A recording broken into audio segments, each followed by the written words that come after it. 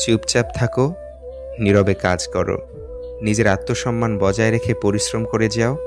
অনেক সময় যখন মনে হয় জীবনে তো সব ভালোই চলছে, কিভাবে যে জীবন তোমার পরীক্ষা নেবে বুঝতেও পারবে না। তাদের সাথেই থাকা উচিত যারা তোমাকে গুরুত্ব দেয়, তাদের সাথে নয় যারা কেবল শুধু তোমাকে প্রয়োজনে প্রিয়জন বানায়। মানুষের সবচেয়ে ভয়ানক অভাব হলো তাকে কোনো মানুষ তার মতো করে বোঝে না।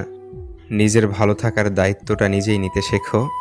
কে ভালোবাসলো আর কে বাসলো না, এসব চিন্তা মন থেকে দূরে রেখো। অন্যের কাছে প্রত্যাশা হোক একেবারে কম, দিনের শেষে নিজের পাশে নিজেকেই তুমি রেখো। যে ঘরে মেয়ে লোক পুরুষ লোকের ভূমিকা পালন করে, সেই ঘরে কখনোই আত্মীয়তা গড়ে তুলবেন না। মানুষ প্রেমে পাগল হয়ে যায় কেন জানেন?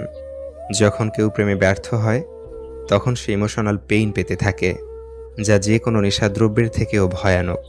সে তার সময় এবং টাকা তার পিছনে ব্যয় করার কারণে তার প্রত্যাশা বেড়ে যায়, কিন্তু সে যখন সেটা পায় না, সে পাগল প্রায় হয়ে যায়।